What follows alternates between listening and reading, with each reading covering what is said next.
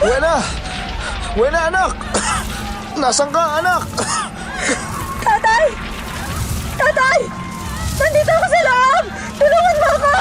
Tay! Anak! Anak! Halika na! Bubuhatin na kita! Kailangan natin makalabas dito, kung hindi, matutupok tayo ng apoy!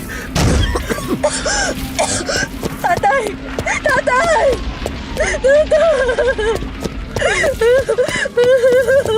Diyos ko, anak! Mabutit nasa sala ka lang at madali kitang nailabas mula sa loob. Hindi ko mapapatawad ang sarili ko kapag may nangyari sa inyo ng apo ko. Ano? May masakit ba sa'yo, anak? Ayos lang naman ako, Tay.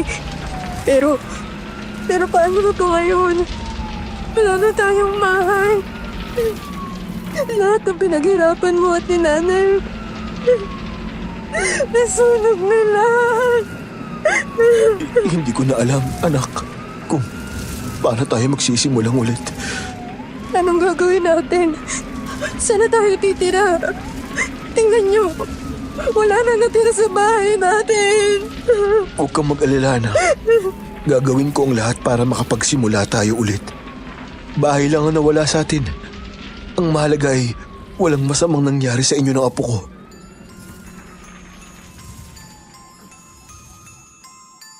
Magandang araw, Sir Jupiter, at sa lahat ng inyong mga tagapakinig sa Kwentong Takip Silim. Itago niyo na lang ako sa pangalang Wena. Noong taong 1993, nagkaroon ng sunog sa lugar namin sa Mandaluyong at isa ang bahay namin ni Tatay sa natupok ng apoy. Hindi ko na ibibigay ang ibang detalye ng nangyaring sunog noon. Ang nais ko lang ay mailahad ang naging epekto nito sa amin ni Tatay. Ang pangyayaring iyon ang nagdala sa amin sa isang sitwasyon kung saan hindi namin inasahan na mararanasan namin ang pinakanakakatakot na karanasan sa aming buhay. Menandro, alam mo naman ang sitwasyon namin ng asawa ko. Hindi ko kayo pwedeng patirahin dito. Magagalit siya kung may iba pang titira sa bahay. Tiyo, maawa naman po kayo sa amin. Wala na kaming ibang matutuluyan eh. Kahit pansamantala lang po. Hindi po kami magiging pabigat. Tutulong ako sa gastusin. Oo nga po, Tiyo. Ayaw po namin makadagdag ng problema. Pero wala na po talaga kami matutuluyan eh. Nasunog na po yung bahay namin. Wala na po kami matitirahan. Ay, kung ako lang ang masusunod, patitirahin ko kayo rito. Pero kami naman ang asawa ko ang magkakaproblema. Ayaw niya kasi ng may ibang tao rito eh. Kilala niyo naman ang ugali ng asawa ko, di ba? Pero may ibang solusyon ako. May maliit akong lupa sa Iloilo. Natatandaan mo ba yung lupa na iniwan sa akin ng tatay ko, Menandro? May kubo roon na matagal nang walang nakatira. Eh, kung gusto niyo, doon na lang kayo tumira. Sa Iloilo? Ang layo naman nun, Tiyo. Nandito ang trabaho ko sa Mandaluyong eh. Ano naman ang ikabubuhay namin dun? Wala rin akong masyadong kakilala ron. Bihira kami magpunta roon ni tatay noon dahil liblib ang lugar na yun. Tay, hindi po ba delikado ron? May bali-balita kasi na may aswang daw po sa Iloilo. Naku, buntis pa naman po ako. Anak, kwento-kwento lang yun. Wala namang aswang doon. Nakapunta na ako ron. Tahimik at wala namang nakakatakot. Mas mabuti pa nga ron kaysa dito sa kung saan marami tayong problema. Tama ang tatay mo, Wena. Walang aswang doon. Matagal din akong tumira roon at kahit kailan ay wala pa akong nakitang aswang.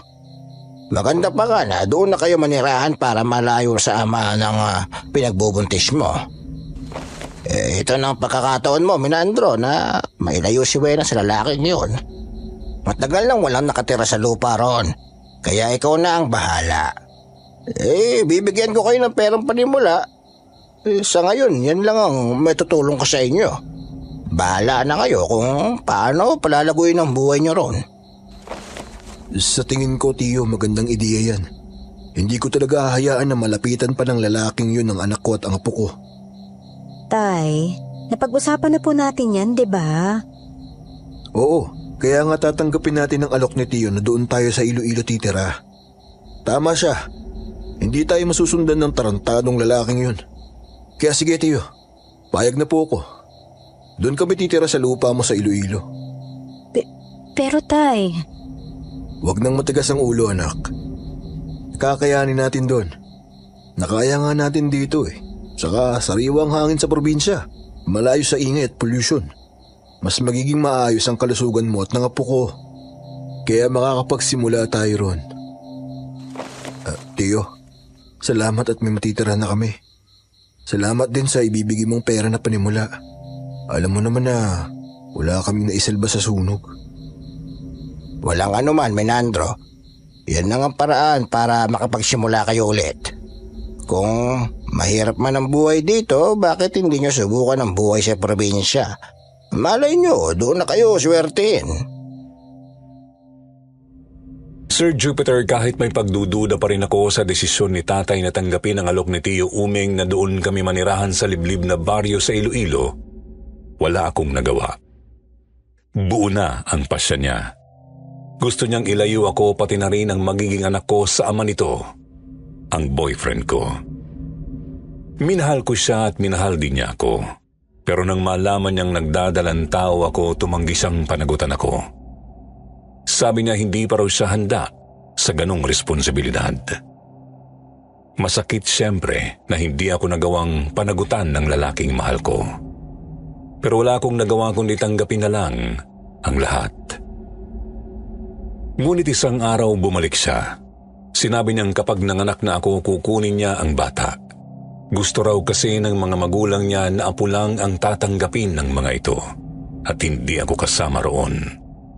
Naggalit si tatay. Sabi niya hindi niya papayagan ang ganong kalakaran. Wala raw sino man ang pwedeng kumuha sa apo niya. Pero nagmatigas ang mokong. Buo rin ang paninindigan niya na may karapatan siya sa anak ko, kaya't sinabi niyang babalik siya para kunin ito. Dahil doon, hindi na nagdalawang isip si tatay. Umalis kami sa Mandaluyong at lumipat sa Iloilo para magsimula ng panibagong buhay.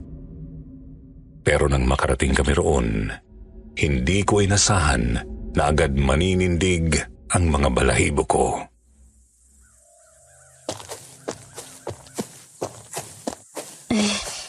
malayo pa po ba tay? Parang kanina pa tayo naglalakad eh. Konti na lang anak. Malapit na tayo sa kubo ni Tiyo Umeng. Tay naman eh. Kanina mo pa sinasabi na malapit na. Pero hanggang ngayon ay naglalakad pa rin tayo. Mabuti nga hindi sumusumpong tong tiyan ko eh. Kung hindi, kanina pa ako napaupo rito sa lupa.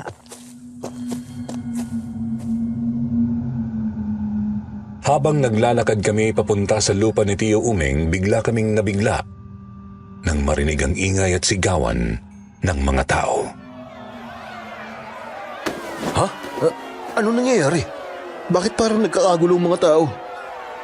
Nako, hindi ko rin po alam tay. Parang may nangyayaring hindi maganda eh. Nagtatakbuhan yung mga tao papunta ron Ay, tanong po kaya tayo. Tanungin natin kung ano yung nangyayari. Mabuti pa nga. Manong, ano po bang nangyayari? Bakit parang natataranta ang mga tao? Pero nang magsalita ang matandang lalaki ay bigla akong nangilabot. Ang sabi nito, may nakita raw bangkay ng buntis malapit sa kakahuyan. Wakwak daw ang tiyan nito. Wala nang sanggol sa sinapupunan at wala na rin ang mga laman loob. Ang hinala nila aswang ang may kagagawan. Nang makaalis ang matanda ay agad kong tinanong si tatay. Ano? Aswang? Teka, akala ko ba... Tay, akala ko ba walang aswang dito? Bakit may natagpuan daw na bangkay ng buntis? Ay nako anak, huwag kang matakot. Marahil may pumatay lang na kung sinong kriminal dun sa buntis. Imposible na aswang yun dahil wala namang aswang dito. Ano yung sinabi ng matanda na aswang daw ang may kagagawa ng pagpatay dun sa buntis? Nako, huwag kang magpapaniwala sa mga ganun. May mga tao lang na mahilig gumawa ng kwento. Ang mabuti pa, ituloy na natin ang paglalakad para makarating na tayo sa kubo ni Tiyo. Pero tay, natatakot naman ako dito. Hindi ba pwedeng bumalik na lang tayo sa Mandaluyong? Umalis na lang po tayo dito. Hindi na tayo makakabalik sa Mandaluyong, anak. Nakapag-resign na ako sa trabaho sa pabrika at wala na tayong matitirahan doon. Simula ngayon, dito na tayo titira. Huwag kang mag-alala. Kasama mo naman ako. Wala kang dapat ikatakot. Ay, hindi ko alam, tay. Ewan ko. Pero kinakabahan po talaga ako eh. Nasa biyahe pa lang po tayo, iba na yung pakiramdam ko. Anak, kung may masamang nangyari sa ibang tao, hindi ibig sabihin na aswang na agad ang may kagagawan nun. Malay mo, adik lang ang may gawa nun sa buntis na sinasabi ng matanda. Baka napagtripan lang tapos ayun, tinodas. Kaya wag kung ano-anong iniisip mo, ha? Makakasama yan sa dinadala mo, sa apo ko. Kaya mag-relax ka lang at tanggalin mo sa isip mo ang aswang, okay? At tara na, at baka abutin pa tayo ng dilim dito.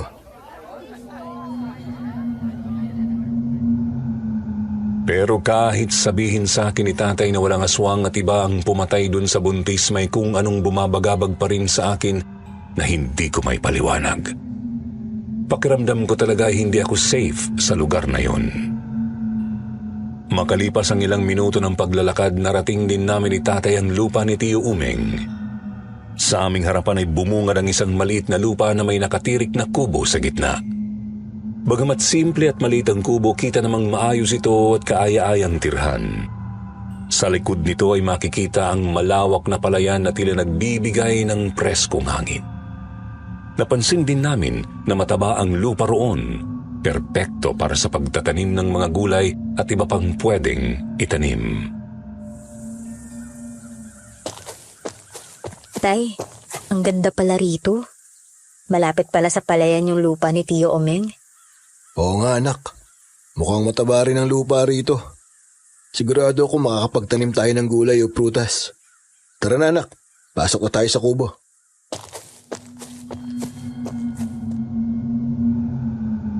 Pagpasok namin sa loob ng kubo, agad naming napansin ang kapal ng alikabok at mga agiw na parang ilang taon nang naipon sa bawat sulok nito.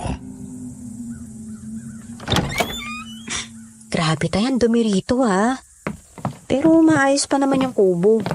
Mukhang hindi naman tayo kailangan mag-ayos ng anuman. Kaya maglinis na lang po tayo. Oo, tama ka. Ako na sa loob, ikaw na sa labas para mas mabilis tayong matapos. Magdahan-dahan ka lang sa pagkilos mo, ha? Sige po, tay. Habang si tatay ay naglilinis sa loob ng kubo, ako naman ay naglilinis sa bakuran. Nagwalis ako ng mga tuyong dahon na nakakalat sa paligid. Ngunit habang abala kami sa paglilinis, bigla akong napatigil nang mapansin ko ang isang matandang babae na nakatingin sa akin mula sa di kalayuan. Ha? Sino kaya yung matandang yun? Bakit parang kakaiba siyang tumitig sa akin? Nakakatakot naman. Hindi ako mapakali sa mga oras na yon. Sumabay pa ang malamig na simoy ng hangin na parang dumadagdag pa sa kilabot na nararamdaman ko. Biglang bumalik sa isip ko ang tungkol sa aswang. Ay, Diyos ko. Nakaaswang yung matandang yun ah. Bukang sa tiyan ko nakatingin eh. Ay, Diyos ko po. Sinasabi ko na nga ba eh. Hindi na kami dapat nagpunta pa rito. Sa takot ko, tinawag ko si tatay na abala sa paglilinis sa loob ng kubo. Tatay oh, tingnan mo. May matandang babae na nakatingin sa akin. Tingnan mo naman, nakakatakot siya oh. Baka mamaya siya yung aswang na sinasabi ng matanda kanina na umatake dun sa buntis. Sinong matanda? Ayun po oh. Nasa tabi po siya ng puno ng mangga. Sinundan ng tingin ni tatay ang direksyong itinuro ko at nakita niyang matandang babae na hindi talaga nag-aalis ng tingin sa amin. Nakasuot ito ng damit at balabal na kulay itim. Oo nga no. Sino naman kaya siya? At saka tigilan mo na nga yung kakaaswang-aswang mo. Huwag ka matakot, anak. O teka, lalapitan ko at kakausapin ko. Lumapit si tatay sa matandang babae habang ako naman ay nanatili sa kinatatayuan ko. Hindi maalis ang kaba sa dibdib ko.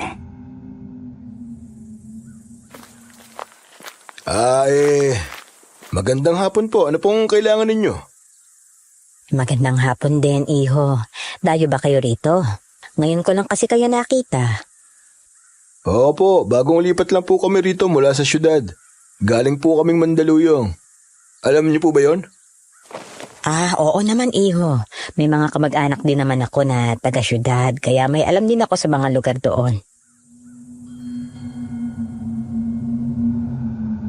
Nagpakilala ang matanda bilang si Aling Osang.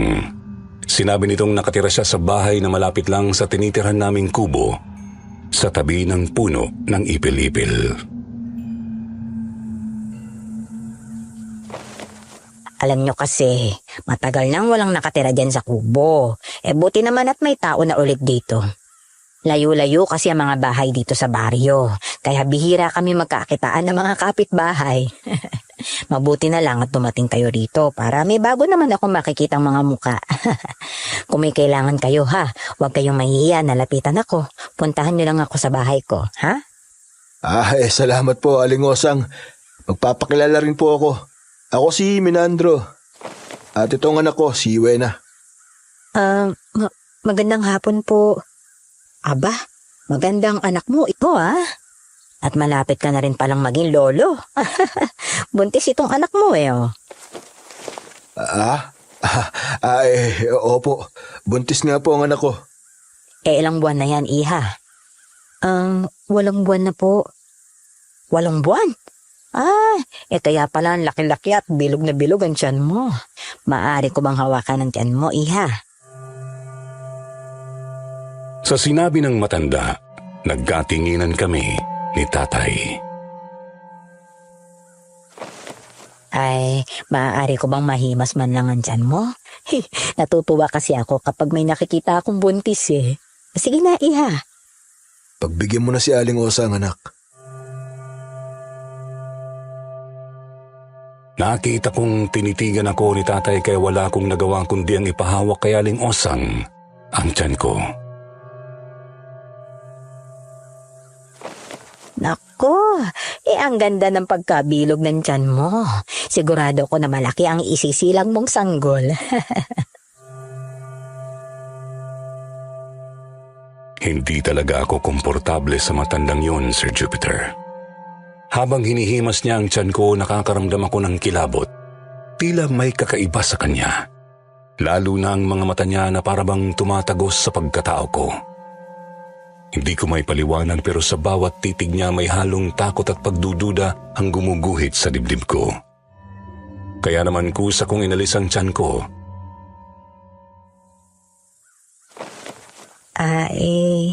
Pasensya na po pero parang humilab po kasi yung tiyan ko. Ganun ba, iha? Naku, pasensya ka na rin Baka mamaya ay mausog kita. Kaya ito. Lalawayan kita. Sige na, anak. Magpalaway ka na kay Aling Osang. Nilawayan ako ni Aling Osang sa noo. Ang totoo, diring-diri ako sa ginawa ng matandang babae na yon. Nahiya na lang ako kay tatay kaya sinunod ko na lang. Ayan, mabuti na yan para iwas usog. Masaya ako na makilala kayong mag-ama.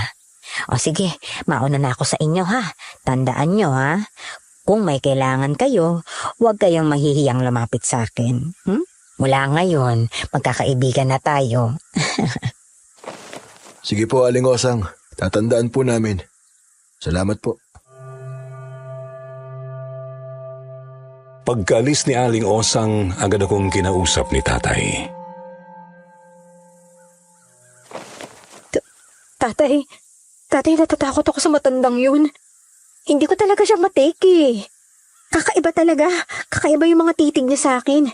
Parang gusto niya akong kainin ng buhay, pati yung baby ko. Naku anak, huwag kang ganyan. Mukhang mabait naman si Aling Osang Huwag kang basta-basta manghuhusga sa kapwa.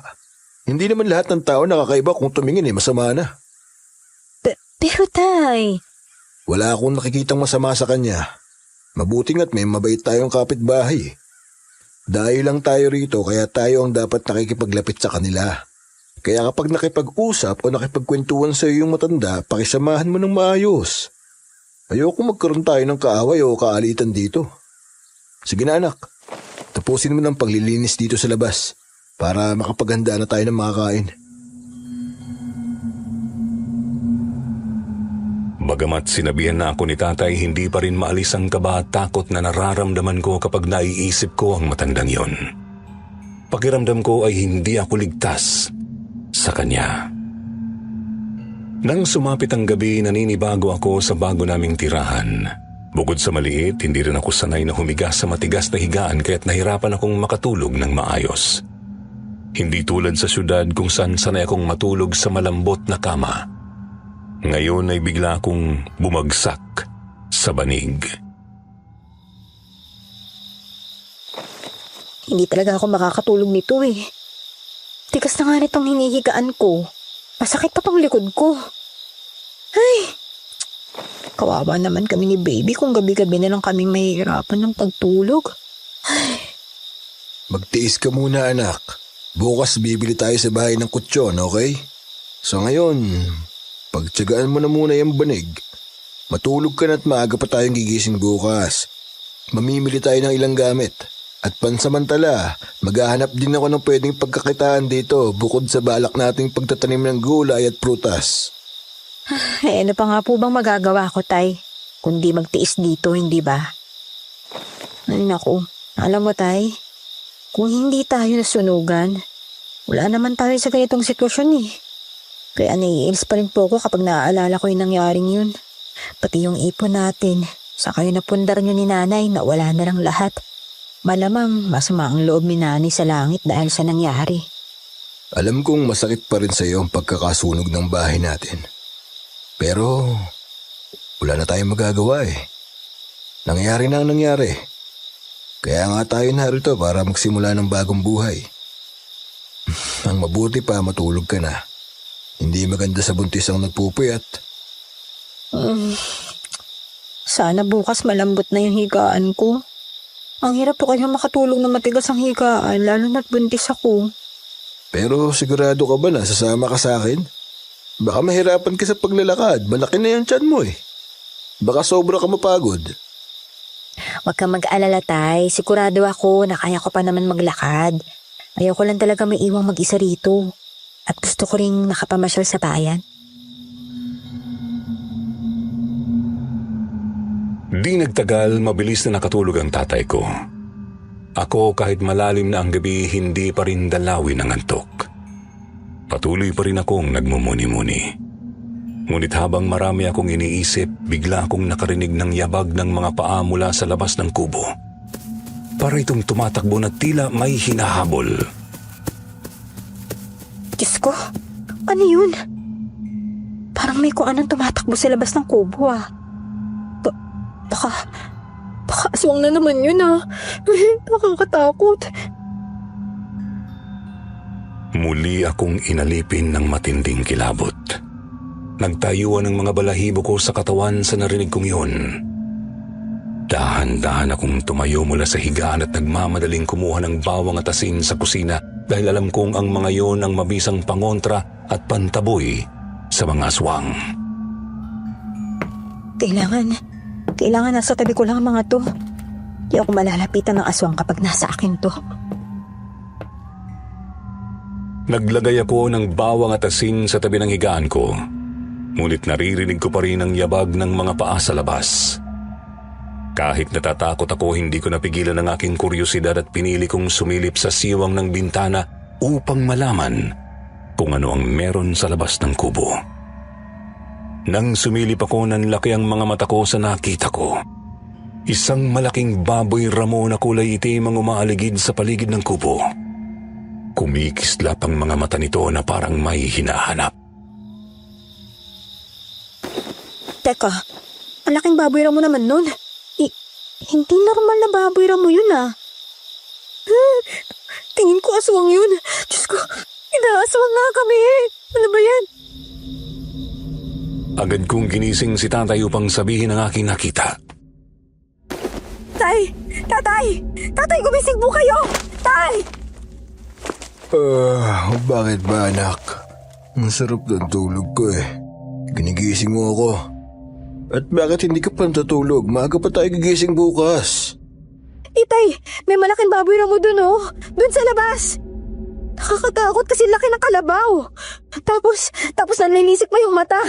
Hindi po yung ordinaryong baboy ramo, tay. Aswang yun. Inaaswang na tayo, tay. Ha? Ano? Sa sinabi ko, napakunot ang noo ni tatay at nagkamot ng kanyang ulo. Pupungas-pungas pa siya na bumangon mula sa higaan at napapailing. Ano na naman yung kalokohang yan, anak? Ilang beses ko bang sasabihin sa'yo na walang aswang? Yung nakita mong baboy, baka baboy lang ng kapitbahay yun na nakawala o kaya galing sa gubat. Probinsya to, kaya hindi naiiwasan na magkalat ang mga hayop gaya ng baboy ramo. Tay, maniwala ka. Hindi yun normal na baboy ramo. Aswang na yun. Halika, tay. Sumilog ka dun, oh. Silipin mo. Silipin mo dyan sa bintana, oh. Makikita mo kung ano yung sinasabi ko. Kapag ako walang nakita, Wena ha, huwag mo kong pinaglulolo kung bata ka. Lumapit si tatay sa bintana at sumilip sa siwang na naroon, ngunit sa pagsilip niya, wala siyang nakitang kahit ano. Binuksan pa niya ang bintana para makasiguro, ngunit wala talagang baboy ramo na naroon. Nilingon ako ni tatay, may halong inis at pagkadismaya. Wala naman ako nakita eh. Walang baboy ramo na kasing laki ng kalabaw sa labas. Ano ko ba naman, Wena? Gigisingin mo pa talaga ako sa kalagitnaan ng gabi para lang sa mga kalokohang mong to. Nangaasar ka ba talagang bata ka? Pero tay, imposible. Kitang-kita ng dalawang mata ko yung baboy ramo na yon. Nandun yun kanina sa labas eh. Maniwala ka naman sa akin, tayo. Eh kung nakita mo, nasan? Bakit wala? Ay, hindi ko po alam. Pero hindi ako maaaring magkamali sa nakita ko. Malaking baboy ramo talaga yung nakita ko. Nakakatakot pa nga po yung mata niya eh. Maniwala ka naman sa akin, tayo. Maniwala ka, aswang talaga yun. May aswang dito. Pagagalitan pa sana ako ni tatay nang bigla siyang nakarinig ng isang kakaibang tunog mula sa labas. Isang mahahabang kaluskos na tumatama sa dingding ng kubo. Tumigil siya at napatigil din ako. Tumitig kami pareho sa dingding ng kubo. Hindi makapaniwala sa narinig namin. Ano yun? May kumakaluskos sa labas. Tay, yan yung sinasabi ko sa'yo. Kanina pa yan eh. Kanina pa yung yabag ng pana naririnig kong parang tumatakbo sa labas. Tapos ngayon naman kumakaluskos na lang. Sinasabi ko talaga sa'yo, tay. Aswang nga yun. May aswang sa labas. Sa mga salitang yun, napalunok si tatay. Hindi na siya makapagsalita at sa unang pagkakataon, nag-alinlangan din siya. Mas lalong lumakas ang mga kaluskos na naririnig namin sa dingding ng kubo. Pakiramdam namin ay gustong pumasok ang kung sino o anong nasa labas sa loob ng kubo. Mas lalo akong nangilabot nang marinig ko na ang mga kaluskos ay parang matutulis na kuko na kumakayod. Dahan-dahan, tila ba sinusubukang butasin ang kahoy. Bigla akong napalunok. Ramdam ko ang malamig na pawis na bumalot sa aking katawan. Hindi ako makagalaw. Hindi ako makasigaw. Tanging tibok ng puso ko na lang ang naririnig ko. Mabilis, malakas, parang gusto nang kumawala sa aking dibdib. Sa sobrang takot, agad akong kumuha ng bawang at asin. Binudburan ko ng asin at dinikdik na bawang ang bawat sulok ng kubo, pati na ang mga bintana at pinto.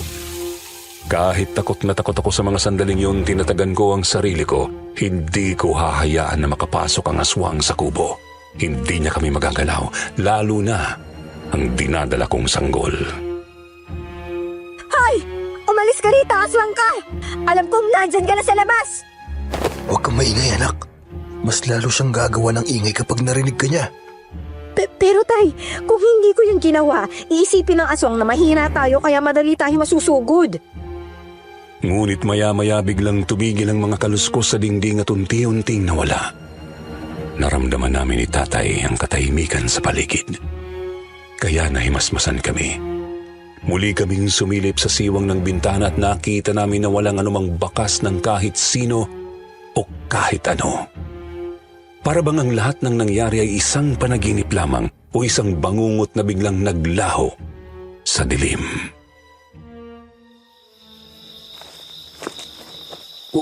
Wala na yung gumagawa ng ingay. Malamang ay umalis na siya. Tay, aswang yun. Siguro naman naniniwala ka na sa akin. Una pa lang, sinabi ko na sa'yo tayo, di ba? Na may kakaiba talaga sa lugar na to. Napakamot ulit sa ulo si tatay, tila nagdadalawang isip kung maniniwala ba siya sa mga sinasabi ko. Oh, ano na po tay? Hindi ka pa rin po ba naniniwala? Paano mo po ba may papaliwanag yung kaluskos kanina na parang gusto nang pumasok dito sa loob ng kubo? Hindi yun tao o hayop. Aswang yun, tay. Hindi tayo ligtas dito. May aswang na gumagala rito sa liblib na baryo na to. Kaya bukas na bukas din, umalis na po tayo dito, please lang. Hindi tayo basta-basta makakabalik sa Mandaluyong. Kung babalik tayo ron, wala na tayong babalikan. Ang perang binigay sa atin ni Tio Uming ay hindi na sasapat para makapagsimula ron. Wala na tayong babalik ang bahay. Dito lang tayo may matutuluyan eh. Kaya hindi tayo maaaring umalis dito. Eh, anong gagawin natin, tay? Kapag nanatili pa tayo rito, hindi tayo titigilan ng aswang na yun. Kailangan lang natin maging maingat, anak, kung mayroon mang aswang dito. Kaya huwag mong kalimutan maglagay ng asin at bawang sa bulsa mo at sa bawat sulok ng kubo. At kapag matutulog ka, lagyan mo rin ng asin at bawang ang ibabaw ng tiyan mo. Kung ganun, hindi talaga tayo makakaalis dito? Ano yun? Habang buhay na lang ba tayong mabubuhay sa takot? Tay, hindi ko alam kung kakayanin ko pang manatili rito eh. Lalo na't ginugulo tayo ng aswang ni Aling Osang. Ano ka mo sinabi mo? Ang ibig ko sabihin, tay, yung matandang kausap ko kanina. Tay, aswang siya. Ayan ka na naman anak eh. Anong pinagsasabi mo ha? Pati yung nananahimik na kapitbahay natin pinagbibintangan mo. Di ba ang sabi ko sa'yo, huwag kang basta manghuhusga sa kapwa. Tay, malakas talaga yung kutob ko na si Aling Osang isang aswang. Kakaiba yung titig niya sa akin eh, lalong-lalo na dito sa tiyan ko. Hindi mo man lang ba napansin yun, yung mga tingin niya? Ha, tay? Hindi ako naniniwala na gusto niya lang makapagkilala sa atin. Meron talaga siyang ibang pakay. Nakita niya na buntis ako, kaya gusto niya akong biktimahin. Pero wala tayong matibay na ebidensya ni si Aling Osang nga ang aswang anak. Anong patunay natin? Muling napakamot sa kanyang ulo si tatay. Nahihirapan pa rin siyang maniwala sa hinala ko kay Aling Osang. Ngunit may bahagi sa utak niya na nagsasabi na may katotohanan nga ang sinasabi ko. Ganito anak, kailangan muna nating siguraduhin na si Aling Osang nga ang aswang bago tayo kumilos. Hindi tayo dapat magpadalos-dalos. Kailangan nating mag-ingat. Kailangan nating mag-obserba. Bantayin natin ang kilos niya. Lalo na kung paano siya kumilos kapag may bawang o asin. Sabi ng mga matatanda, hindi raw makakalapit ang aswang sa ganun. Kapag napatunayan natin na siya nga ang aswang, susumbong natin siya sa mga taga rito para tugisin siya at patayin. Nang gabing yun, hindi na kami masyadong nakatulog ni tatay, Sir Jupiter. Ang takot na dulot ng mga kakaibang kaluskos at ang pag-aalala sa posibilidad na may aswang sa paligid ay nagdulot sa amin ng matinding kaba. Sa halip na pilitin ang sarili naming matulog, pinili na lang naming hintayin ang pagdating ng umaga. Pagsikat ng araw matapos naming mag-almusal, agad kaming naghanda upang pumunta sa bayan. Wena, bilisan mo na riyan at alis na tayo. Sana naman ay swertehin na ako at makahanap ng trabaho sa bayan. Sandali lang po tayo ha, nagsusuklay pa po ako ng buhok eh. Sigurado naman ako matatanggap kayo sa trabaho. Ikaw pa ba, tay? Kahit anong trabaho, kayang-kaya mo eh. Magdilang anghel ka sana, anak. Malaking tulong talaga yon para mas tumagal tayo rito sa baryo at mas maging maayos ang buhay natin. Paglabas namin ng kubo, nagsimula na kaming maglakad papunta sa bayan, ngunit bago pa man kami makalayo, bigla kaming nagulat ng may matandang lalaki na bumati sa amin.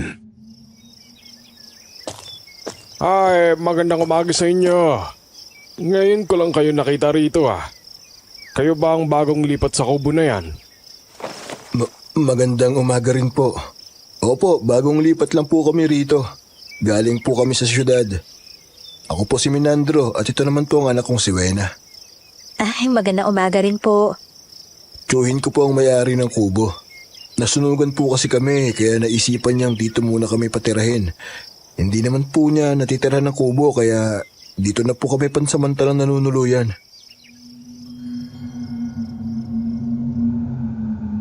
Napansin agad namin ni tatay ang hitsura ng matandang lalaki.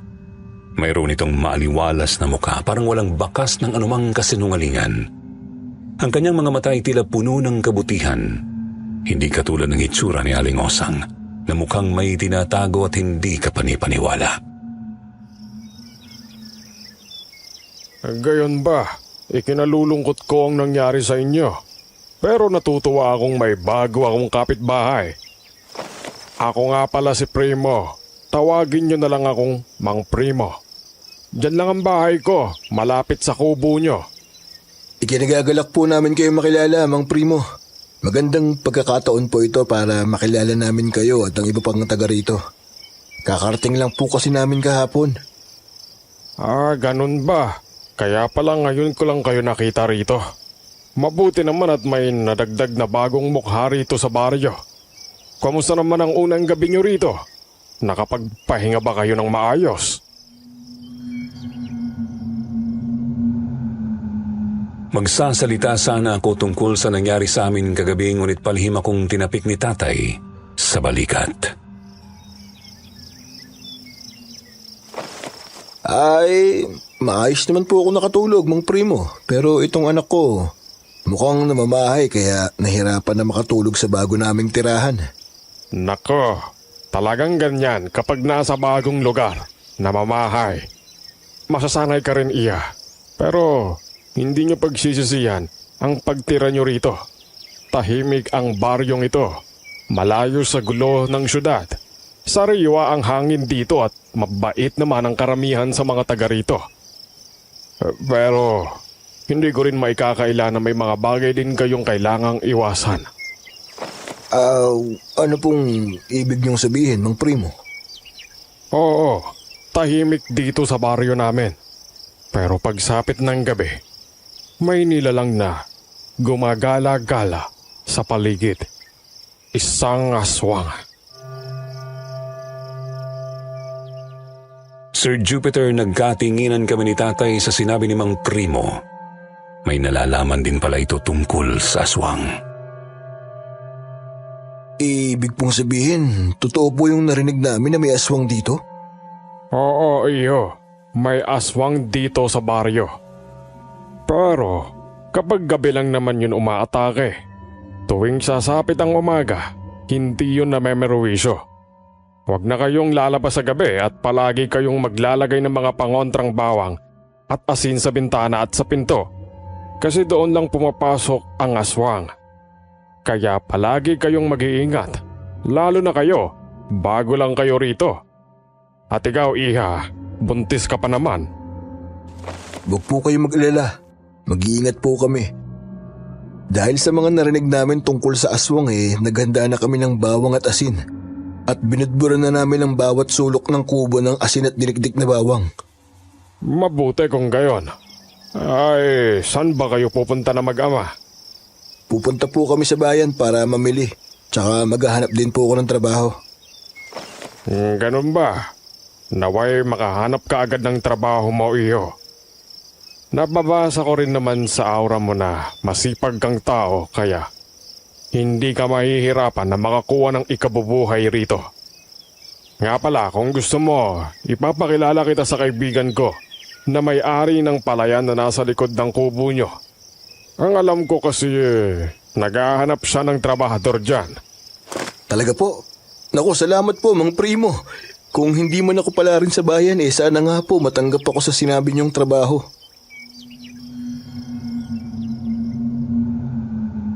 Biglang naging seryoso ang mukha ni Mang Primo. Bago namin itinuloy ang paglalakad, nagbigay siya ng isang mahalagang paalala. Isa pa pala, huwag na huwag kayong basta magtitiwala sa ibang tao rito. Ang tinutukoy ko ay ang matandang babae na malapit din ang bahay sa kubo nyo. Teka, si Aling Osang po bang tinutukoy mo, Mang Primo? Oo, siya nga. Kilala nyo na pala siya. Opo, nagpakilala siya sa amin ni Wena kahapon. Bakit po, Mang Primo? May problema po ba sa kanya? Mag-iingat kayo sa kanya. Dahil siya ang pinaghihinalaan kong aswang na gumagala rito. Wala pa nga lang akong ebidensya, pero malakas ang kutob ko na may demonyo sa babaeng yan. Kaya huwag kayong lalapit sa kanya at magtitiwala, ha?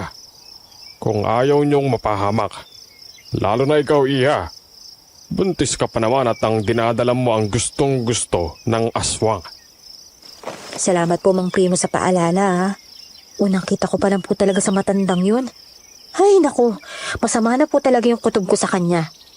Mukha po kasi siyang may tinatago eh. Pareho din pala tayo ng iniisip, Iha. Kahit kailan, hindi ko kinausap ang babaeng yon. Dahil nakikita ko pa lang ang mukha niya, kinikilabutan na ako. Kaya iwasan niyo siya. Nagkatinginan ulit kami ni Tatay. Pareho pala kami ni Mang Primo ng hinala kay Aling Osang na isa itong aswang. Ramdam ko ang bahagyang pagbigat ng pakiramdam ko. Parang unti-unting kinukumpirma ng mga salitang binitiwan ni Mang Primo ang pangamba ko tungkol sa matanda. Kung siya mismo na matagal nang nakatira sa baryo na yon ay may duda rin kay Aling Osang, ibig sabihin may dahilan talaga para mag-ingat kami sa matandang yon. O siya, magpapaalam na ako. Magkita na lang ulit tayo. Sige po, Mang Primo. Mag-iingat din po kayo. Tay, pati pala si Mang Primo pinaghihinalaan din si Aling Osang. Sabi ko naman sa inyo eh, aswang talaga yung bruhang matandang yun. Pero sabi nga niya walang ebidensya. Kaya mananatiling haka-haka lang ang hinala niyo tungkol sa matanda. Basta, mabubunyag din ang sikreto ni Aling Osang na yun. Malalaman din ng mga tao na isa siyang aswang. Kahit medyo malayo ang bayan mula sa baryo, narating din namin yon ni Tatay. Nakapamili kami ng ilang gamit sa bahay at pagkain. Binilhan din niya ako ng kutson para maging mas komportable na ang pagtulog ko. Nagtanong-tanong din siya kung may mapapasukan siyang trabaho roon, pero sa bawat pagtatanong niya ay palaging sinasabi na wala raw bakante. Kaya nang pauwi na kami sa kubo, napansin ko ang lungkot sa mukha ni Tatay. Pero may naalala ako. May sinabi si Mang Primo tungkol sa isang kaibigan niyang naghahanap ng trabahador sa palayan. Baka doon ay may pag-asa na makatrabaho si Tatay. Ipinaalala ko kay Tatay ang sinabi ni Mang Primo tungkol sa trabaho sa palayan at agad namang lumiwanag ang kanyang mukha.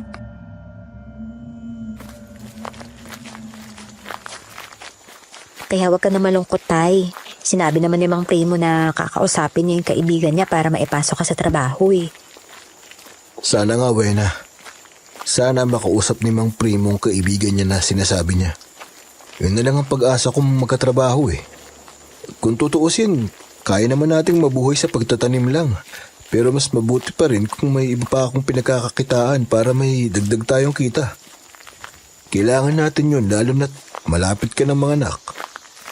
Mukha namang may isang salita si Mang Primo, Tay. Magaan nga loob ko sa kanya eh.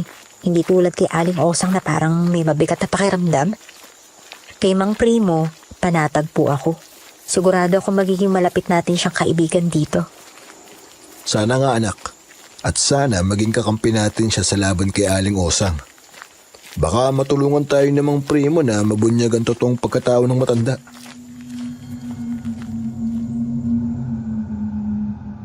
Nang makarating kami sa harap ng kubo, nagulat kami nang makita si Aling Osang na nakaabang sa labas. May dala-dala itong mangkok at nakangiti. Ay, magandang hapon, Menandro, Wena. May dala akong ulam, ha? O, ito. Isang masarap na sinigang na isda. Gusto ko sanang tikman ninyong mag-ama ito, ha? Tanda ito ng pakikipagkaibigan ko sa inyo. Nako, nag-abala pa kayo, Aling Osang. Salamat po. Nangilabot ako nang makita ang bruhang matanda. Gulo-gulo ang mahabang buhok nito na puno ng uban. Nakasuot na naman ng kulay itim na damit at balabal. Mukha talaga siyang aswang. Napansin ko rin ang malagkit na tingin niya sa akin. Ay, Diyos ko. Nakatitig na naman sa akin yung aswang na yun. Bigla na namang nagtayuan yung balahibo ko. Ay, ano ba yan? Nang maiabot ni Aling Osang ang mangkok ng ulam kay tatay, nilapitan niya ako at muli niyang hinimas ang tiyan ko.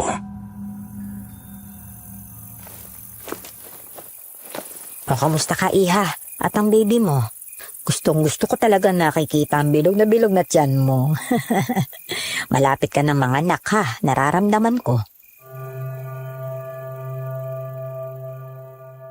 Napasimangot ako habang hinihimas niya ang tiyan ko at sa isip ko gusto ko siyang itulak.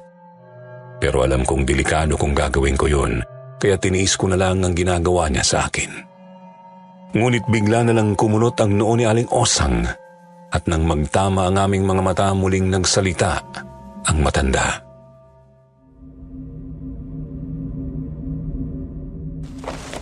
Pero mag-iingat ka, Iha. May kung anong umaaligid sa iyo at gustong kunin ang sanggol sa sinapupunan mo. Ano po? Naggulat ako at mas lalo akong kinilabutan sa sinabi niya, Sir Jupiter. Inihinto niya ang paghima sa tiyan ko at mula sa bulsa ng palda niya, may kinuha siyang isang bagay. Ibinigay niya sa akin ang isang kulay itim na medalyon. O ito, Iha. Palagi mong ilalagay sa bulsa mo ang itim na medalyon na yan. Huwag na huwag mong tatanggalin yan sa tabi mo. Poprotektahan ka niyan laban sa kung anumang umaaligid sa'yo. Ingatan mo ang anak mo, ha? At saka, nararamdaman ko rin na may taong paparating na magiging bahagi ng buhay mo at ng anak mo.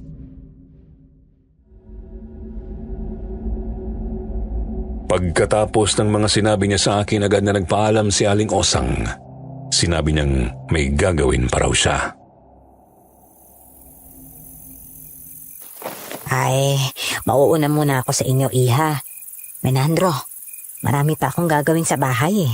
Kainin niyo yung dala kong sinigang, ha? Mainit-init pa yan. Tamang-tama at mukhang pagod na pagod kayo sa pinanggalingan ninyo. Masarap humigop ng sabaw kapag mainit pa.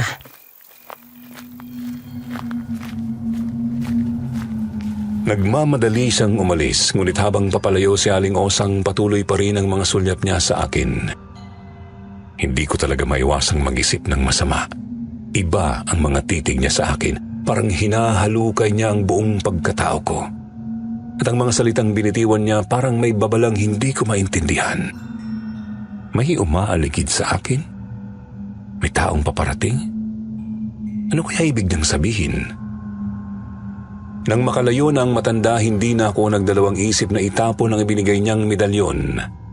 Ibinato ko ito sa may palayan. Ayoko nga tumanggap na kahit anong bagay mula sa aswang na yun. Pwe? Ha? Bakit mo naman tinapon yung binigay ni Aling Osang, anak? Ayokong hawakan o itago ang kahit anong bagay mula sa kanya, tay. Kaya ako tinapon. Kaya itapon mo na rin yung ulam na binigay niya. Baka mamaya may lason pa yan eh. Gusto niya tayong patayin para madali tayong mabiktima at makain. O baka naman nilagyan niya yung nalaway niya para gawin din tayong aswang. Baka balak na tayong gawin ding aswang. Pero anak, mukhang masarap tong niluto niyang sinigang na isda eh. Gutom na gutom pa naman ako. Ito na lang ang kainin natin para hindi na tayo magluto. Ay, naku naman, tay. Wala akong tiwala sa kanya, tay. Kaya itapon mo na yan.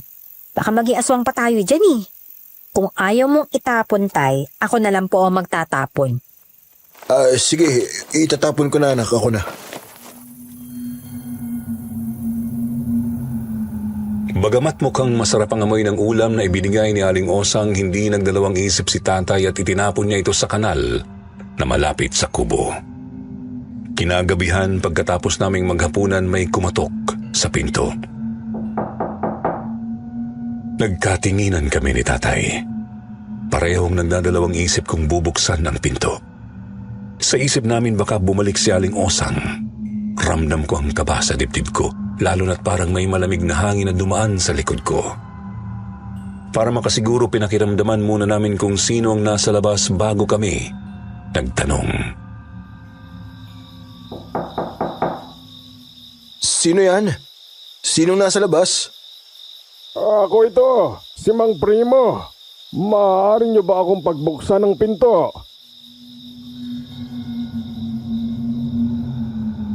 Agad na nagbago ang ekspresyon ng mukha namin ni tatay nang marinig ang boses ni Mang Primo. Dahil saan kumakatok, dali-daling binuksan ni tatay ang pinto. Bumungad sa amin si Mang Primo na nakangiti. May dala siyang basket na puno ng mga sariwang prutas. Magandang gabi sa inyo. Dinaan ko lang ito para sa inyo. Sariwa ang mga prutas na ito. Kakapitas ko lang sa taniman ko.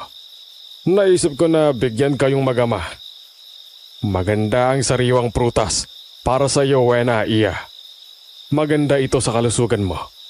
Lalo na sa sanggol na sinapupunan mo. Dapat paglabas niyan maging malusog at malakas ang katawan. Mahalaga ang tamang nutrisyon para sa iyo at sa sanggol mo, Iha. Tandaan mo, hindi lang ikaw ang kumakain ngayon. Dalawa na kayo. Kaya siguraduhin mong nakakakain ng masustansyang pagkain para sa anak mo. Lalo na malapit ka ng manganak. Napangiti ako sa kabutihang loob ni Mang Primo. Napakabait niya talaga, hindi tulad ni Aling Osang na mapagpanggap. Maraming salamat po, Mang Primo, sa mga prutas na ito. Nakakaya naman at nag-abala pa kayo. Alin na po, pumasok muna kayo rito sa loob. Oo nga po, Mang Primo. Dito na kayo kumain ng hapunan. Nangluto po si tatay ng paksiw na bangus eh. Eh nako, salamat na lang sa inyo. Pero hindi na ako magtatagal. May kailangan pa akong gawin na importante. Dinaan ko lang talaga rito sa kubo nyo ang mga prutas.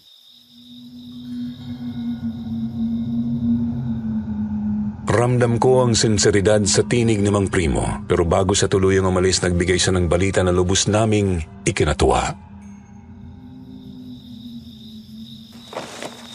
Nga pala, nakausap ko na pala ang kaibigan kong may-ari ng palayan. Tanggap ka na roon, Menandro. Pwede ka nang magsimula bukas. Dadaanan na lamang kita bukas para ipakilala sa kanya. Pero sandali, anong nangyari sa paghahanap mo ng trabaho sa bayan?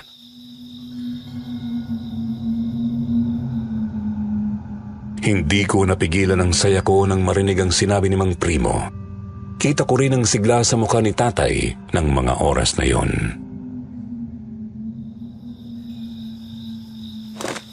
Talaga po?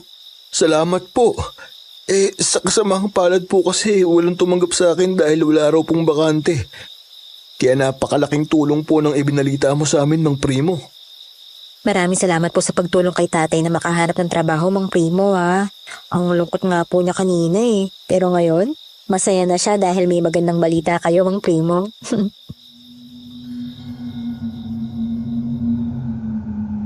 Tumango ang matanda at bahagyang ngumiti at nagpaalam na. Habang naglalakad sa palayo, pakiramdam ko ay napakalaking biyaya ang dumating sa amin ni tatay. Wena, anak, may trabaho na ako. Sabi sa'yo, tatay eh. Makakatulong talaga sa atin si Mang Primo. Napayakap ako kay tatay sa labis na tuwa. Malaki ang utang na loob namin kay Mang Primo. Sabi ko na nga ba, mabuti siyang tao. Hindi kami nagkamali na pagkatiwalaan siya. Mula noon, maayos na nakapagsimula si tatay sa trabaho niya sa palayan at mas naging malapit pa kaming mag-ama kay Mang Primo. Sa Samantalang si Aling Osang ay pilit pa rin nakikipagmabutihan sa amin ni tatay at palaging nagbibigay ng pagkain. Pero nagkukunwari lang kami ni tatay na masaya kami kapag kaharap siya. Ang totoo, inis na inis kami at sa isip namin gusto na namin siyang umalis sa harapan namin. Palagi rin namin itinatapon ang mga pagkaing ibinibigay niya. Minsan nga nagtatanong siya sa akin kung palagi ko raw ba nadala yung kulay itim na medalyon na ibinigay niya. Sinabi ko na lang na palagi ko yung dala kahit saan ako magpunta para hindi na siya magtanong pa. Wala siyang kaalam-alam na itinapon ko na yon. Wala pa rin kasi kaming makuhang matibay na ebidensya kay Aling Osang na siya ang aswang kaya hindi kami makagawa ng hakbang para maisuplong siya sa mga taga roon. Pero napansin din namin na ilang araw na hindi nagpaparamdam ang aswang. Wala rin kaming nababalitaan na nagiging biktima nito. Kaya sa isip namin baka sa ibang lugar na may merwisyo si Aling Osang para hindi siya mapaghalataan na siya ang aswang sa baryong yon. Pero isang araw hindi ko inasahang magkakatotoo ang isa sa mga sinabi niya sa akin. May darating na tao na maging bahagi ng buhay ko at ng magiging anak ko.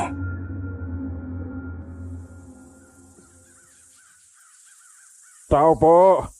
Buena! Menandro! Nariyan ba kayo? Ha? Si Mang Primo yun ah. Bakit kaya? Sandali nga lang at lalabas ako. Oh, Buena! Nandyan ka pala. May naghahanap kasi sa'yo, iya. Anong ginagawa niyo rito? Paano niyo ako nasundan dito? Ay, nakita ko itong binata. Nagtatanong-tanong kung saan daw ba ang bahay niyo ng tatay mo kaya isinama ko na siya rito. Uwi na. Sinadya ko talaga na puntahan ka rito sa Iloilo.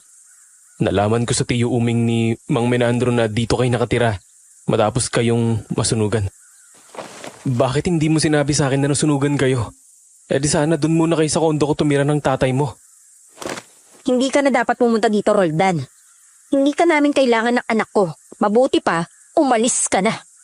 Pero nag-aalala ako sa inyo ng baby natin. Bakit mo inalayo sa akin ang anak natin? May karapatan din ako sa kanya. Alam mo naman kung bakit, di ba? Dahil hindi ako papayag na ang mga magulang mo lang ang makikinabang sa anak ko.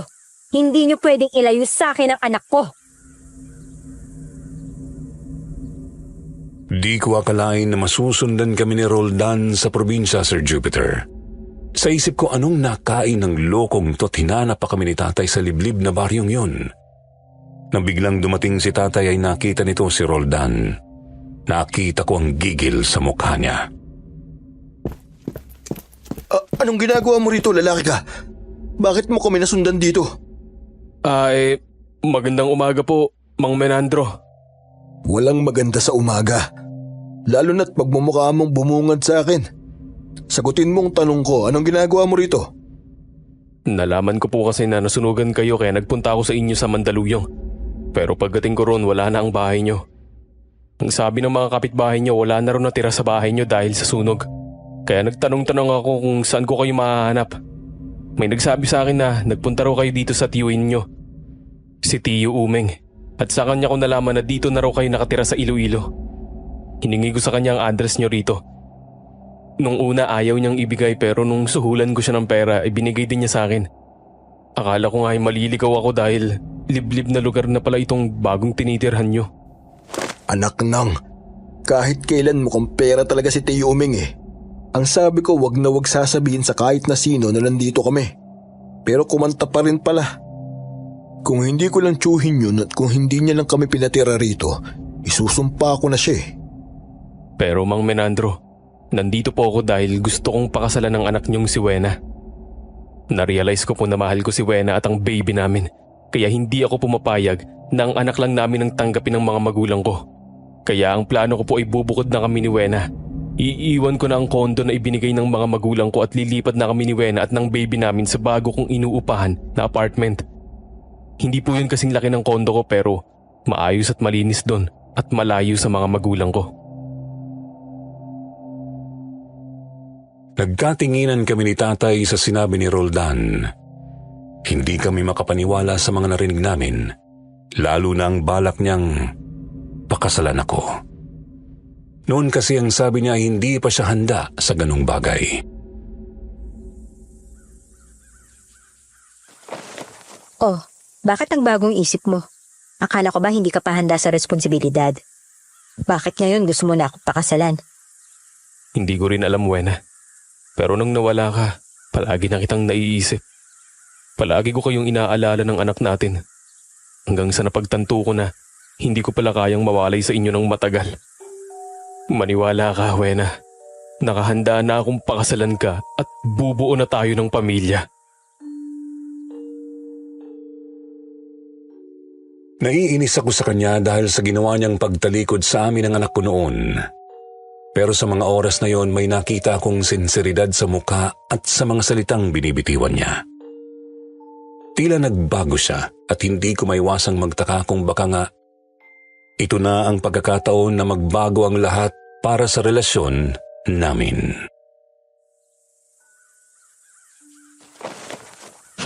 Talaga lang ha? Pwes, kung totoo yung sinasabi mo, patunayan mo na mahal mo talaga ako at ang anak ko. Anong ibig mong sabihin, Wena? Ang ibig ko sabihin, pagsilbihan mo ako dito sa amin habang hindi pa ako nanganganak. Kung totoo nga talagang mahal mo ako at ang baby natin. Dito ka tumira sa amin dahil ayoko nang bumalik sa syudad. Mas gusto ko na yung buhay dito sa probinsya, no? Ano? Hoy, Wena. Sigurado ka ba dyan, anak? Paano kung... Pabayaan niyo na po muna ako, Tay. Kung talagang mahal niya ako at ang anak namin, susundin niya yung gusto ko. Kung hindi siya papayag, makakaalis na siya. Makakabalik na siya kung saan man siya nanggaling. Pumapayag ako, Wena. Gagawin ko ang lahat para sa inyo ng baby natin. Kaya papayag na ako dito ako tumira para mapatunayan ko sa inyo ng tatay mo na totoo ang sinasabi ko.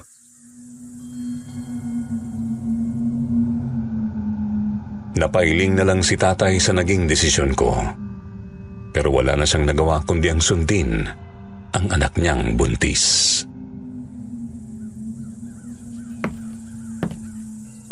Pasalamat kang lalaki ka. Dahil kung akong tatanungin, hindi na kita tatanggapin pa sa buhay ng anak ko at ng apo ko. Kung dito ka sa amin titira, umayos ka dahil hindi magiging madali ang pagtira mo rito. Ay nako, itong mga batang ito. Menandro, mukha namang mabait itong magiging manugang mo. Kaya mabuti pa, hayaan mo na siya na pagsilbihan ng unika iha mo.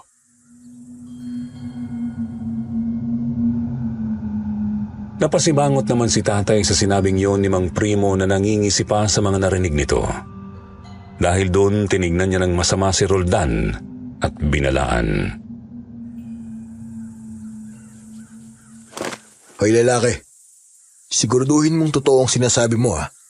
Kapag umiyak at nasaktan ulit ang anak ko, ako mismo magbabalik sa'yo sa pinanggalingan mo. Naiintindihan mo?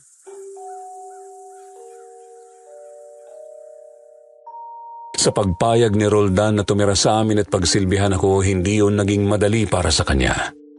Talagang pinahirapan namin siya ni tatay.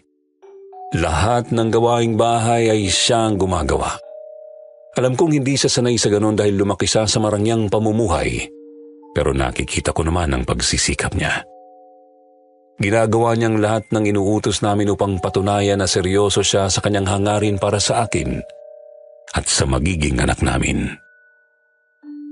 Ngunit isang araw habang nagwawalis si Roldan sa labas ng kubo, nakatawag pansin sa kanya ang ginagawa ni Mang Primo sa lupa, di kalayuan sa kubo namin.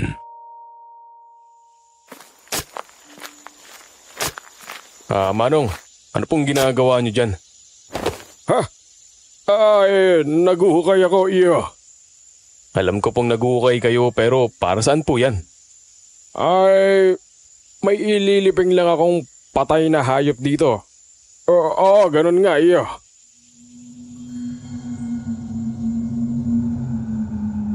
Sir Jupiter, laking pagtataka ni Roldan sa sinabi ng matanda. Kung maglilibing ito ng patay na hayop, bakit pa sa lupa na malapit sa kubo namin? Bakit hindi sa lupa kung saan siya nakatira? Pero hindi na niya ito pinansin at itinuloy ang pagwawalis habang pinagmamasdan ng matanda na patuloy sa paghuhukay. Maya-maya napansin niyang umalis na si Mang Primo na tila ba nagmamadali. Pagkaalis ng matanda, biglang dumating si Aling Osang at nilapitan si Roldan. Ay, magandang umaga, iho. Kamusta na si Wena? Nasa loob po ng kubo at nagpapahinga. Bakit po? May kailangan po ba kayo sa kanya? Ay, wala naman. Nangangamusta lang ako. Ako nga pala si Osang. Kapitbahay nila. Kilala kita, iho. Ikaw ang nobyo ni Wena, hindi ba? Ikaw rin ang ama ng ipinagbubuntis niya, tama? Opo. Ako nga po. Paano niyo po nalaman? Ingatan mo sila, iho. Ang matandang yun na nagumukay kanina, may masama siyang balak sa mag-ina mo. Ano po? Paano po mangyayari yun? Mabait po si Mang Primo. Hindi pa rin sumagot ang matanda. Sa halip, inilabas nito ang isang botelya na may laman na parang pulbos na kulay itim at iniabot kay Roldan. Ito, itago mo yan, iho. Magagamit mo yan para maipagtanggol ang mag-ina mo. Nararamdaman ko kasi na walang tiwala sa akin si Wena at ang tatay niya. Kaya sa'yo ko na lang yan ibibigay. Huwag mong itatapon yan, iho. Pangontra yan sa mga alagad ng dilim. Pagkatapos ay mabilis na umalis si Aling Osang. Teka po, Manang! Ano pong ibig niyong sabihin? Manang! Sandali po, Manang!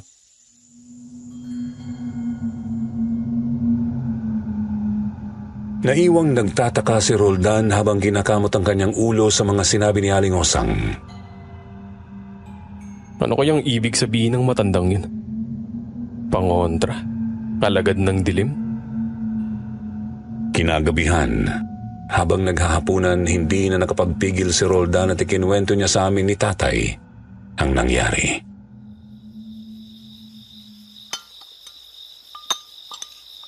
Mang Menandro, Wena. May nakita kasi akong kakaiba kanina. Oh, ano naman yung nakita mo? Kanina kasi si Mang Primo, nakita kong naguhukay siya sa lupa malapit dito sa kubo. Tapos yung matandang babae na nagpakilalang si Aling Osang. Nilapitan din niya ako, sabi niya, ingatan daw kita, Wena, at ang magiging anak natin dahil nanganganib ka raw kay Mang Primo. Kaya nga heto, maibinigay siya sa aking pangontra.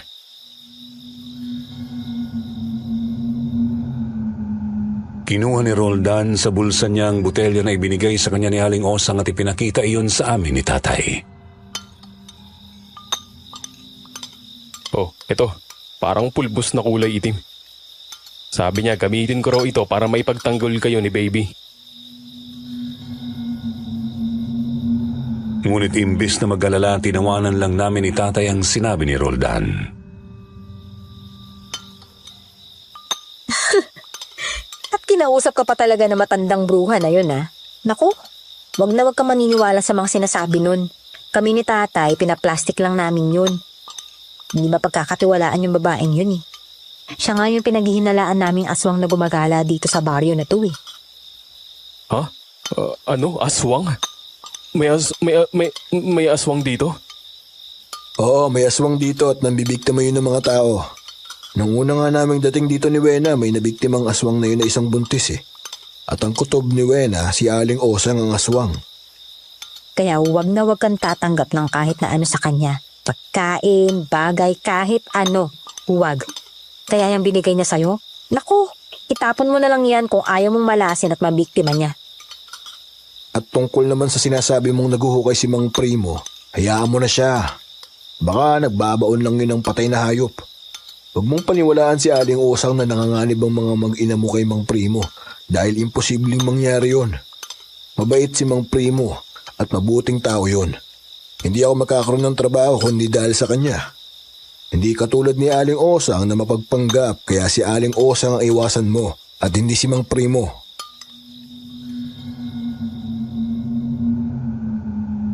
Sa sinabi namin ni tatay, mas lalong naguluhan si Roldan.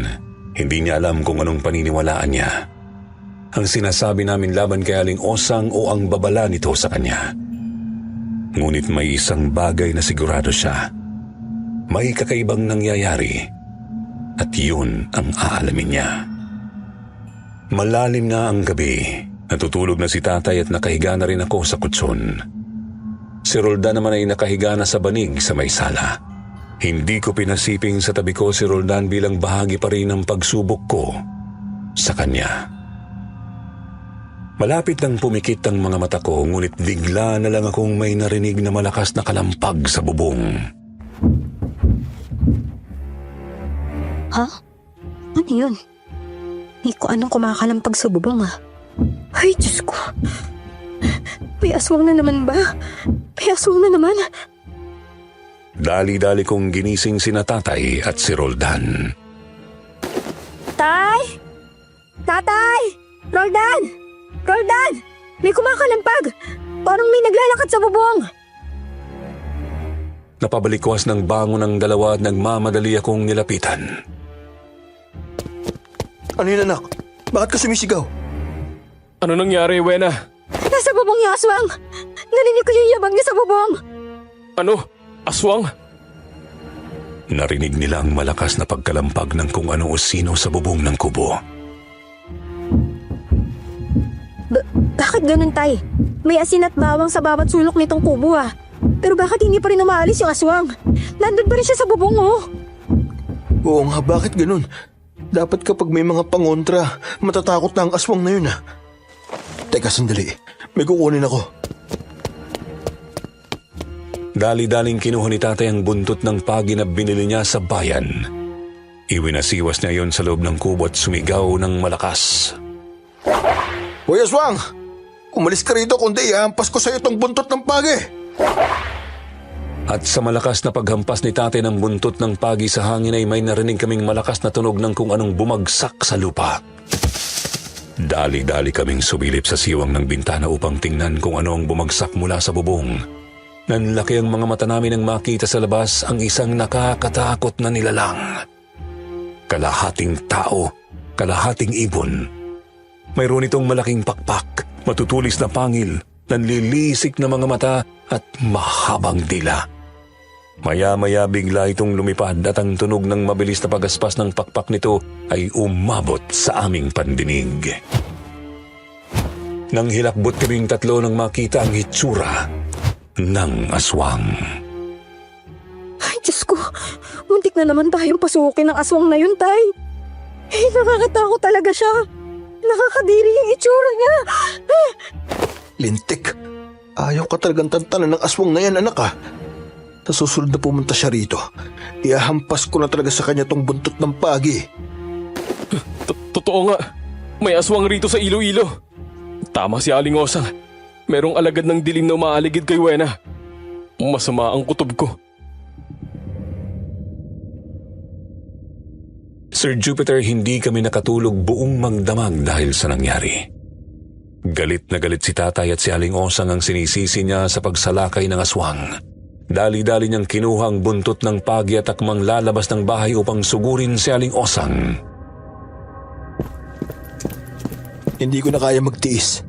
Sobra ng aswang na yon. Umanda siya sa akin.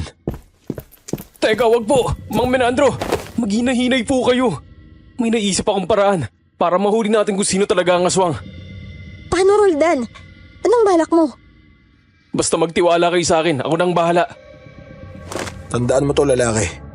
Kapag pumalpak ang plano mo, palalayasin kita rito. Hindi mo na makikita pang muli ang asawa at anak mo. Sigurado ka ba, Roldan? Delikado yung iniisip mong gawin Ayoko naman mapahamak ka. Ayokong mapahamak yung ama ng anak ko. Huwag ka mag-alala, Wena. Walang mangyayari sa akin, magtiwala ka lang. Kinaumagahan, nagpasya kaming abangan muli ang aswang at hindi nga nagtagal may narinig kaming kumakaluskos sa may silong ng kubo. Ay, nagbalik na naman yung aswang. Kaya naman, sa silong naman yung gustong pumasok. Maya-maya bigla akong napatda nang may makita akong mahahabang kuko na unti-unting lumulusot sa mga siwang ng sahig. nanginginig akong napasigaw at tinawag sina Tatay at Roldan. Tay! Tay! Roldan! Tingnan nyo! May mga kuko sa silong! Nandiyan na yung aswang! Agad na dinampot ni Roldan ang botelya na binigay sa kanya ni Aling Osang. Walang pag-alinlangang binuksan niya ito at sinaboy ang kulay itim na pulbos sa siwang ng sahig. Ilang saglit lang isang malakas at nakakakilabot na sigaw ang narinig namin mula sa ilalim ng kubo. Ang aswang na mimilipit sa sakit. Hindi mo pala tinapon yan! Di ba sabi ko sa'yo? Mamaya ng paaliwanagan, Wena. Sa ngayon, kailangan nating lumabas at makita kung sino talaga ang aswang. Bilisan nyo! Agad din na sinabihan ni Roldan si tatay na kunin ang buntot ng pagi. Paglabas namin nakita namin ang aswang na unti-unting lumalabas mula sa hukay na hinukay ni Mang Primo malapit sa kubo. Dali-daling nilapitan ni Roldan ang aswang at muling isinaboy rito ang itim na pulbos. Samantala si tatay naman ay walang pag-aalinlangang hinagupit ito ng buntot ng pagi. Napasigaw ang aswang at namilipit sa matinding sakit. Sabi ko na nga ba? Kaya pala kinutupad ako nung makita kitang naguhukay rito. Ginamit mo pa ang hukay na to para magtago. Mang Primo, bistado ka na! Nanlaki ang mga mata namin ni tatay sa sinabi ni Roldan. Hindi kami makapaniwala. Ano? Si Mang Primo? Si Mang Primo yung aswang? Dahil sa matinding pag-atake ni Tatay at Roldan, halos mawalan na ng lakas ang aswang at akmang tatakas na ito nang biglang dumating si Aling Osang. Agad nitong isinaboy ang dalang itim na pulbos sa katawan ng aswang na lalong nagpalupig at nagpahina rito. Hindi ka magtatagumpay sa masama mong balak. Aswang ka! Ilantad mo ang totoo mong pagkatao. Kung hindi, tutuluyan na kitang patayin. Hindi na kinaya ng aswang ang matinding pangontra na isinaboy ni Aling Osang. Bigla itong nagbago ng anyo at tuluyan ng nalantad ang totoo nitong katauhan. Si Mang Primo nga ang aswang. Sa nakita namin yun, hindi kami makapaniwala ni tatay. Ang mabait at matulunging si Mang Primo pala ang salot na aswang sa baryo. Tama bang narinig ko? Si Mang Primo, ang aswang? Walang yaka, Mang Primo. Ikaw palang aswang na gustong bumiktima sa anak at apo ko. Itinuring pa man din kitang kaibigan. Yun pala, may masama kang balak, hayop ka. Pinagkatiwalaan ka namin, Mang Primo. Pero isa ka palang halimaw. Dapat ka ngang mamatay. Mamatay ka ng aswang ka! Dahil sa mga sinabi namin ni tatay, nagalit si Mang Primo at muling nagbago ng anyo. Ipinakita niyang muli ang kanyang malahalimaw na hitsura at akmang susugurin niya kami ni Tatay at Roldan. Ngunit bago pa man siya makalapit, muli siyang sinabuyan ng itim na pulbos ni Aling Osang na nagpatumba sa kanya at nagpalupig sa lahat ng kanyang lakas. Aba, may gana ka pang sumugod, ha? Itong sayo! Muling nagkikisay ang aswang, namilipit sa matinding sakit. Hindi pa nakontento si Aling Osang, agad niyang inilabas ang dalang buntot ng pagi at pinaghahampas ito sa aswang na lalong nagpaigting ng paghihirap nito. Hindi mo na kami magugulo, Mang Primo. Wala ka ng lakas para manakit. Pamatay ka ng aswang ka. Muling sumigaw ang aswang, ngunit si Aling Osang ay mabilis na muling nagsaboy ng itim na pulbos. Ang sakit na nararamdaman ng aswang ay lalong tumindi hanggang sa humandusay ang katawan nito sa lupa. Ngunit may natitira pa ring lakas ang aswang. Kahit nanghihina na, pilit itong bumangon at sa huling pagnanais na makaganti, kinalmot nito ng ubod lakas ang binti ni Aling Osang. Dahil dito napasigaw ang matanda sa matinding sakit. Nakabangon muli ang aswang at akmang susugurin ako, ngunit bago pa ito makalapit, mabilis na inilabas ni Aling Osang ang dala niyang patalim na gawa sa pilak at buong lakas na itinarak sa dibdib ng aswang. Dahil dun, tuluyan itong bumagsak at hindi nagtagal, binawian na ito ng buhay. Wala na ang aswang. Dahil sa nangyari, nahihiya kaming nagpasalamat at humingi ng tawad kay Aling Osang. Aling Osang, maraming salamat po sa pagtulong sa amin. Pasensya na po at pinagbintangan po namin kayong aswang. Hindi ko po alam kung paano ko po kayo papasalamatan, Aling Osang.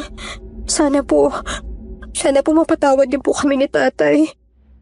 Kalimutan na natin yan. Ang mahalaga ngayon ay wala ng aswang nagagambala sa baryong ito. Matagal ko nang minamatsagan si Primo. Dayo rin siya tulad ninyo. Pero mula na dumating siya rito, nagsimula nang may natatagpo ang mga bangkay ng tao na wakwak ang tiyan at walang laman loob. Kaya malakas talaga ang hinala ko na isa siyang aswang. Siya ay isang aswang na wakwak. At kaya ako laging pumupunta rito dahil binabantayan ko kayong mag-ina-iha. Dahil nararamdaman ko na gustong-gusto kanyang biktimahin. At kaya palagi kong inihimas ang tiyan mo dahil palihim kong dinadasalan sa isip ko ang iyong anak para hindi siya malapitan ng aswang. Alam ko rin na itinapon mo ang pangontrang binigay ko sa iyo at lahat ng ibinigay ko sa inyong mag-ama. Kaya naisip ko na hindi niyo ako pinagkakatiwalaan. Pero gayon pa man, gusto ko pa rin kayong tulungan. Dahil bilang isang albularya at manunugis ng aswang, kailangan kong tulungan ng mga tao na nasa panganib dahil sa tangka ng aswang. Kaya naman, nang makumpirma kong isang aswang nga si Primo, naalaman ko na sinasadya niyang pansamantalang wag munang mambiktima dahil ginugutom niya ang sarili niya. Inihahanda niya ang sarili niya na kainin ka at ang sanggol na nasa sinapupunan mo, iha. Kaya naman gumawa siya ng paraan. Gumawa siya ng hukay na lagusan papunta sa silong ng inyong kubo para madali kang mabiktima. Hindi kasi siya basta-basta makakatok sa bintana at pinto nyo dahil binudburan nyo yun ng asin at bawang, hindi ba? Tinangkarin niyang pumasok sa bubong ninyo pero hindi siya nagtagumpay. Pasalamat na lang talaga tayo sa buntot ng pagi dahil may orasyon yun ng abo mula sa palaspas na tuluyang tumapos sa kampon ng kadiliman na yon. Kaya pala, naalala ko nang sinabi niya na lagyan daw namin ng asin at bawang ang pinto at bintana. Nilalansi niya lang pala kami kasi ang balak niya ay sa bubong at sa silong dumaan. Mautak din ang aswang na yun Malaking pagkakamali po talaga na nagtiwala kami ni tatay sa kanya. Kaya, pasensya na po, Aling Osang Sir Jupiter, noon ko naisip na sana ay hindi umiral sa akin ang pagiging mapanghusga. Kung naging mabuti lang sana ako kay Aling Osang ay hindi sana nalagay sa peligro ang buhay namin ni na tatay at ni Roldan. Nag-guilty rin ako dahil naudyukan ko pa si tatay na paghinalaan si Aling Osang. Ngunit yun pala, hindi siya ang totoong salot at mapagpanggap. Si Mang Primo pala. Ang ginawa namin sa bangkay ng aswang ay sinunog namin yun hanggang maging abo. Kaya mula noon wala nang nabalitaan na naging biktima ng aswang sa lugar na yun dahil patay na ang aswang na si Mang Primo. Gusto ko sana magpasalamat sa iyo, Roldan, dahil niligtas mo rin kami ni tatay at ni baby. Hanggang ngayon, alam mo, hindi pa rin ako makapaniwala na magagawa mong sugurin ng aswang. Mabuti na lang at hindi mo tinapon yung pangontra na binigay sa'yo ni Aling Osang. Kung hindi na natin yung nagamit laban kay Mang Primo. Di ba sabi ko sa'yo, gagawin ko ang lahat para mapatunayan ko na mahal ko kayo ng baby natin. Takot na takot din ako nung mga oras na yun, Wena. Hindi ko alam kung ano ang mangyayari. Hindi ko alam kung anong gagawin sa akin ng aswang. Pero, nilakasan ko ang loob ko dahil hindi ko hahayaan na may gawin siyang masama sa'yo at sa anak natin. Mahal na mahal ko kayo, Wena. Mahal na mahal din kita, Roldan. Mula nang puntahan mo kami dito at sundin ang lahat ng inutos namin sa'yo ni tatay, nang wala kang reklamo, napatunayan mo sa akin na totoo nga yung sinabi mo. Kaya, oo, pumapayag na ako. Ha? Pumapayag saan? Ang hina mo rin no? Pumapayag na ako na magpakasal sa'yo. Talaga? Pumapayag ka na magpakasal sa akin? Oo nga, oo na. Pumayag na nga si tatay di ba? Ano pa bang magagawa ko? Yes! Narinig mo yan, baby. Papakasalan na ako ng mami mo. Kaya baka pwede namang makakiss man lang sa'yo, darling. Sige na. Hoy lalaki, hindi pa kayo kinakasal ng anak ko. Pakasalan mo muna siya bago ang kiss-kiss na yan. Nagbibiro lang naman po akong Mang Menandro. Tatay pala. Makalipas ang ilang buwan matapos ang nakakatakot na karanasan namin sa aswang na si Mang Primo, ikinasal kami ni Roldan sa Iloilo at ipinanganak ko ang aming panganay na pinangalanan naming Hazel. Si Aling Osang ay naging malapit na kaibigan ng aming pamilya at naging ninang din ng anak namin ni Roldan. Bagamat gusto pa rin ng mga magulang ni Roldan na kunin ang apo nila, hindi pumayag si Roldan na mangyari yun. Kaya't hindi na siya bumalik sa syudad. Dito na rin siya nanirahan sa Iloilo kasama namin ni tatay. Iniwan ni Roldan ang marangyang buhay para sa aming mag-ina. Sumama siya kay tatay sa pagsasaka sa palayan at malaking tulong din sa kabuhayan namin ang pagtatanim namin ng mga gulay at prutas. Sana ay mapili ninyo ang aking kwento, Sir Jupiter, upang mapakinggan din ng inyong mga solid na tagapakinig. Kung sakali mang mapili ang kwento kong ito, sana ay mag-comment kayo kung anong masasabi nyo sa naging karanasan namin sa liblib na lugar namin dito sa Iloilo. Hihintayin ko po ang inyong mga comments. Paalam po at magandang araw po ulit sa inyong lahat.